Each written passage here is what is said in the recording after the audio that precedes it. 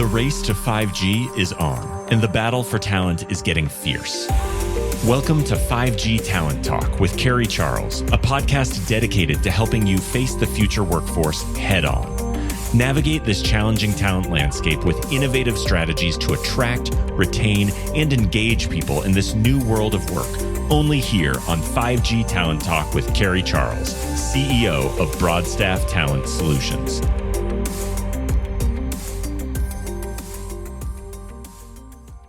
Hello, I'm Carrie Charles, and thank you so much for joining me today on 5G Talent Talk. It is one of my most favorite months of the year. It is Women's History Month. And today we are celebrating that with a very special guest and one of my favorite people in the whole world, Abby Knowles. So Abby is the Vice President in the Global Network and Technology Organization of Verizon. And as you can see, we are both wearing Verizon colors today, which was not planned, but we are very much in support of Verizon today. So Abby, thanks so much for being on the show. Thank you so much for having me, Carrie. It's an honor. So Abby, I have to say, you are truly one of my favorite leaders to follow. I have heard you speak and you're inspiring. I've learned so much from you. And I'd like you to tell our audience a little bit about your journey. You know, how did you get to where you are? What obstacles did you face and how did you overcome them? Oh, that's a lot. Well, thank you. Thank you for sharing that. I'm honored but humbled by that. And it's quite a heavy load, right? To be someone that's followed, because you have to lead the right way. And I do pray about that. I do ask for wisdom and for guidance. I currently lead almost 1,000 engineers in the western half of the United States for Verizon. And we help to build and operate the Verizon network that our mobile customers and our 5G customers use. And I take that as a serious responsibility in my leadership there.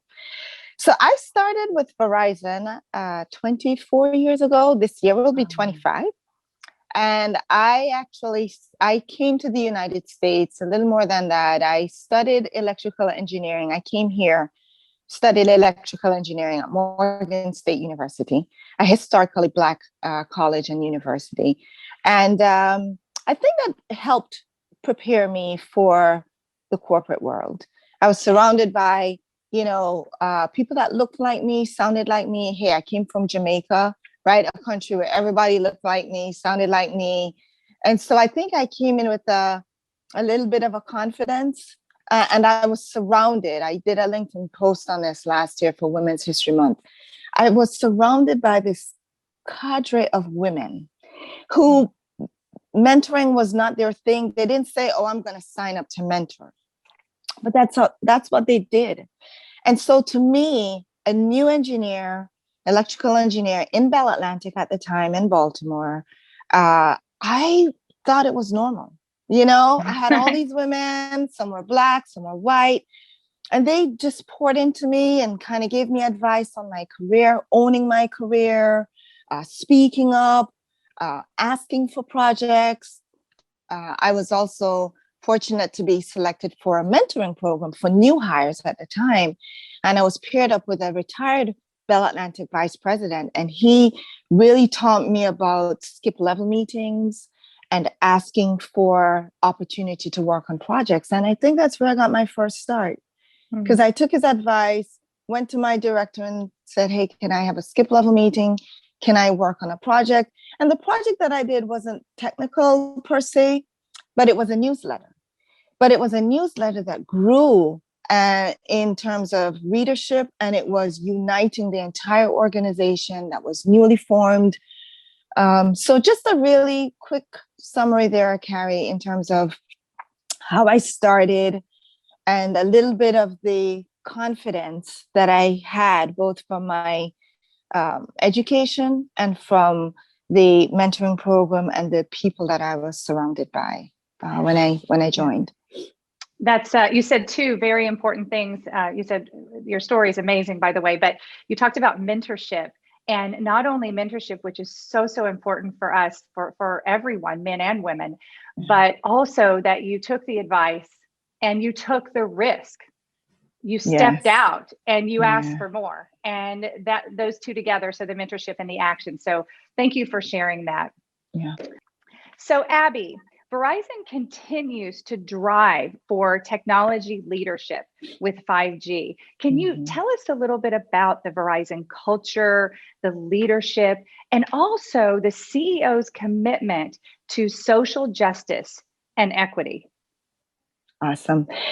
Carrie, that's one of the reasons why I came here to this podcast, because people might think, well, how do those two go together, right? Technology leadership and social justice. And they do, and they have to, because it's part of our social responsibility as business leaders to make sure that we're doing our part internally in the company, but also to society. So from a technology leadership, and Verizon intends to be ranked as a really top tech company, right? Fortune has ranked us as the number one telecom company.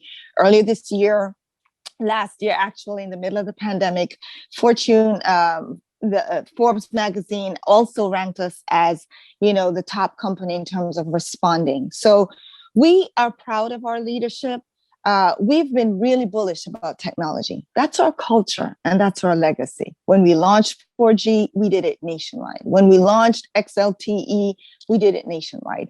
When we launched 5G, we did it even before there was a standard, and there was a strategy behind that. We decided to launch it in the fixed wireless access space so that we could learn, right? So that by the time there was a standard and we went national with 5G, we already had a playbook. And as a result of that, we're leading in the 5G space in so many ways, right? We have 18 fixed wireless access cities, ultra wideband, blazing fast 5G in over 67 cities, 230 million pops for our nationwide 5G. And just the numbers just go on, right? In terms of what we're doing in the 5G space and how we're leading. And we're innovating. We're partnering with companies like UPS to look at using 5G for drones. We're using 5G in industry to do mobile edge compute. We're being really bullish in this space. And so as a company, we say to ourselves, well, why not be bullish in the social justice space? That's Abby's phrasing. That's how I look at it. Our purpose, our mission statement is we create the networks that move the world forward. If we're doing this for networks, let's do it for people as well. And so our participation, our social responsibility to society started long before this big new push in the social justice movement space, right? We started the Verizon Innovation Learning Schools many, many years ago, Carrie. We have over 250 schools that we are having learning opportunities for students and schools, Title I schools. 78% of those students are Black and Latinx students. Over 535 million in value is what we have contributed in the Verizon Innovation Learning Schools. And this is now part of the Citizen Verizon campaign as part of Verizon's social responsibility promise, where we want to help upskill 10 million youth with digital skills by 2030. So this has already been part of our legacy and our culture. But last year, when the George Floyd murder occurred, which was the culmination of all these different things that Black Americans had been experiencing, the injustices, Verizon's CEO made a statement, right? He made a commitment that we're going to help. We dedicated $10 million towards the NAACP legal fund and as well as the educational fund, another nonprofit. So that was just our very public response, but it wasn't our first. And it is not going to be our last in terms of our commitment. So these are just some of the external things, Carrie, when I think about Verizon's drive to be a leader, just like we are in technology space, our drive to be a leader and to model what we're doing in the area of social justice. We're doing a lot of work internally. Verizon was one of the first companies that, at least that I've seen, that published our stats publicly about gender, about race, down to every level in the organization. Within every department, you go to our website and you will see that. Not a lot of companies do that. We exposed our vulnerabilities because we are committed to actually making it better and making Verizon a stronger company because we believe in diversity and inclusion. And we have work to do. You look at the numbers and you'll see that we have some work to do. But I'm so proud of so many of the things that we're doing internally. Our Chief Human Resource Officer, Christy Pambianchi, said this on one of our calls. She said, I want every employee to bring their whole selves to work. Wow. That is so powerful. And you think, well, why does someone need to say that? It's really important for us as leaders to state the obvious around things like that, because there are a lot of unspoken rules. And so we need to speak the ones that we really want. And so we're doing a lot of things. We have employee resource groups. We have, resource groups for military veterans, for Native Americans, for Black employees. And then within these groups, we're seeing an emergence of subgroups. So one of the ones that I'm really excited about within the Black employee resource group in Verizon is a group called Sister to Sister. And it really is a subgroup of Black women that I don't know that would have emerged if Christy hadn't laid this vision, if Hans hadn't laid this vision at the top that says, I want diversity and inclusion to be a part of our culture, not just what we do externally for the world to see, but for our employees. And there is a breath of life that is happening internally. We're doing a lot of work. And even my team, I'm so excited to share this, Carrie, that we took the Verizon mandate that diversity and inclusion is going to be a part of who we are internally.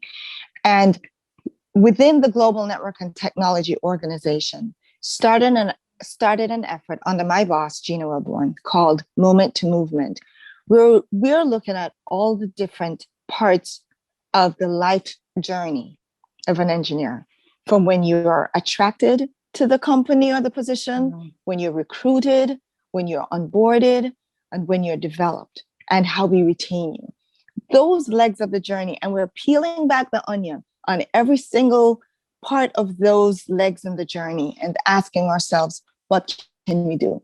Because it's not enough to give money. It's not enough to just say, we're going to do this. You actually have to make it a reality. And our customers are watching.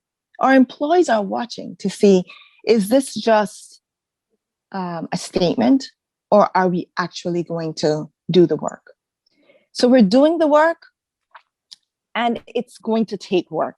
It's going to take time, right? So why are we talking about this during Women's History Month, right? Why are we talking about this in March when all of this happened last year? Well, slavery and the civil rights movement, all of those things happened over a long period of time. So creating the equality and the equity for women, for underrepresented ethnic groups like Blacks and Latinx and Native Americans is going to take time. And so you have to stop and you have to be very purposeful about how you're going to do this. And sometimes there's silence. I remember my leaders and we decided we were going to take a 90-minute call and we were going to come up with a plan for how we were going to apply the Moment to Movement initiative within our organization. We were going to, I call it, pull back the drywall and look to see where we had vulnerabilities in our infrastructure, deliberate or not deliberate. Where were minorities being not given enough opportunity, and where were they being held back? Well, those 90 minutes turned into a recurring meeting. And there were moments of silence where we didn't know the answer. And silence is grappling, and grappling is doing work. And that's what this will take. It will take us not letting up. It will take us continuing to ask the questions. You get an answer, you peel back the onion some more. It will also take us trialing some things. And two of the things that we're trialing that I'm really proud of, one is we are really looking to expand by bringing in talent from non-traditional technical groups. And you and I talked about this at the IEEE conference, You Are Not panel last year. There's a lot of talent. They have the aptitude. They didn't come up through electrical engineering like me, but I've seen it where we've hired people from the retail industry or the customer service industry. They have a very strong curiosity about the technical world. And you can always train that, but it's hard to train attitude. So we have launched our second pilot by really pulling talent from within Verizon, from some of these groups that tend to have a little bit more diversity, both gender and ethnic diversity, to really help to improve the diversity profile within our organization. You know, Abby, I'm just so moved by everything you just said. I mean, I wrote down some notes, and one thing that just comes to my mind immediately is that I am so honored to be a new vendor for Verizon at Broadstaff. I mean, I just kept thinking that with everything that you said, because having the opportunity as a new vendor of Verizon to place people with Verizon, with all of the programs and every commitment and everything you just shared, it just feels so good. And, you know, I just can't wait for that. So thank you for sharing everything. And I truly hope that, you know, the people who are listening, the audience, that there are leaders that are listening that are gonna say, you know what, I need to do something. I need to get with my HR department. I need to create something. It's on my list. It's been on the back burner. It's time to take action on this. So thank you. Thank you so much for that. Let's switch gears a little bit. You said something about how tech, you mentioned how tech and, you know, is connected with all of this, right? With equity and diversity and inclusion. How can tech be utilized to bridge that gap and drive equity? Absolutely. Well, you know, I talked about the Verizon Innovation Learning Schools, the VIL schools, and that's definitely an example of where technology is being used to bridge the gap. Because in those schools, 78% I mentioned of those students are either Black or Latinx, and a lot of them are in Title I schools. They're in communities that are of underrepresented races. And so not only is Verizon doing that, but we have a plan to bring 5G into 100 of these schools. And when you bring 5G in, you raise the bar another level, right? Last year, in our labs, in the New York City 5G labs, Verizon launched an Ed Tech Challenge, right? Where, you know, technology and education and how we can actually continue to position the United States, right? To be leaders in STEM education through Ed Tech. And we selected 10 winners. Verizon selected 10 winners. They all got $1 million.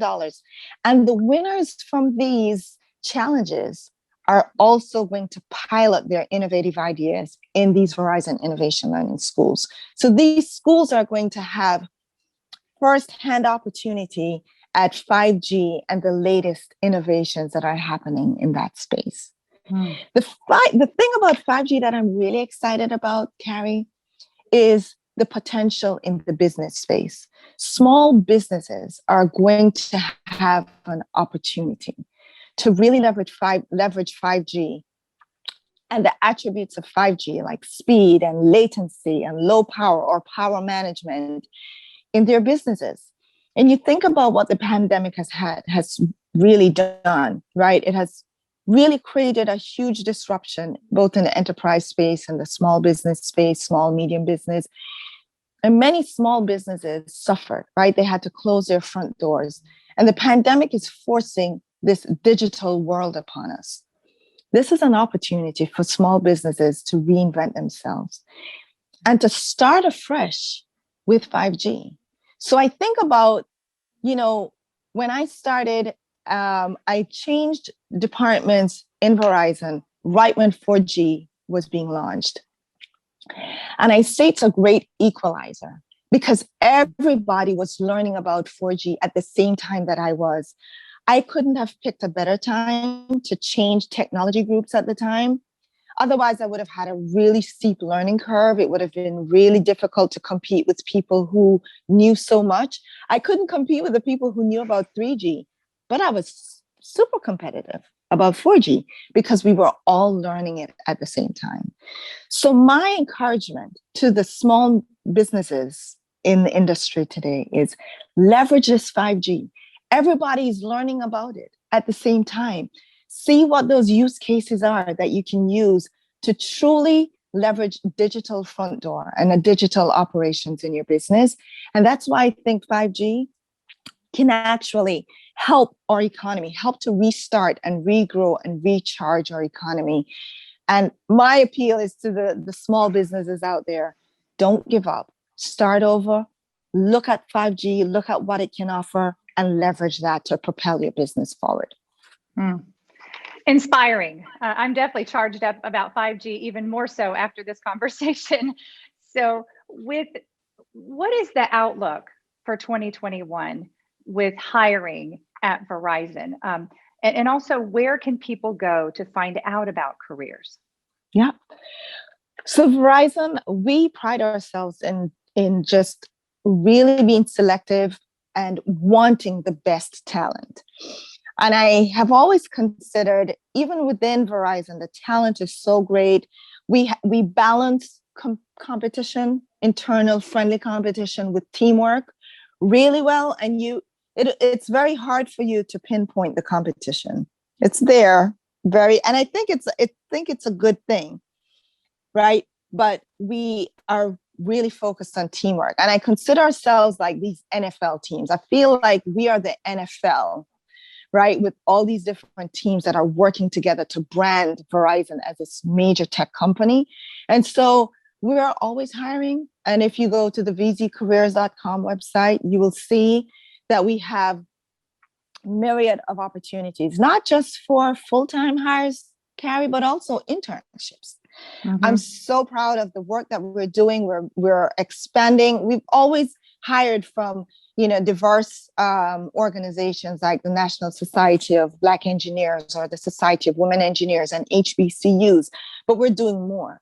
We're expanding it. So we're encouraging all of this, even students. If you happen to be listening to this, check out our internships, because that's where it starts. It starts with the pipeline from our college interns, but also for our professionals. We definitely have a lot there.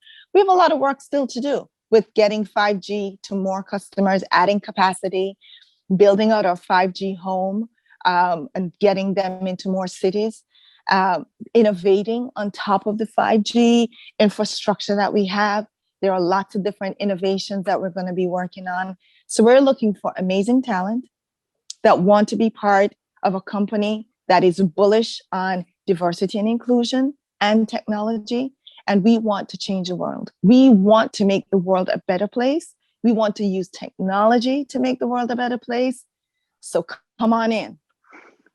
Abby, you are a Verizon success story. And for those of you who've been listening from the very beginning to Abby's story, you started 25 years ago with Verizon, and you were offered opportunities and you took risks, and Verizon believed in you, and you're a vice president now, and a powerful one at that, and a powerful leader. So I want to thank you so much for coming on the show. This has just been, I could talk to you for hours. I really could.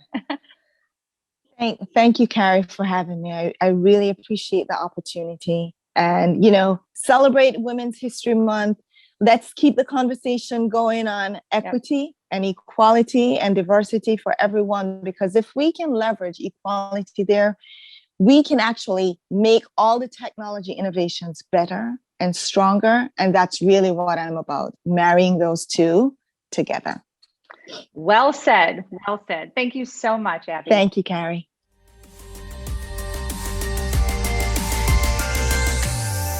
Thank you for listening to another informative episode of 5G Talent Talk, brought to you by RCR Wireless News, Telecom Careers, and Broadstaff Talent Solutions.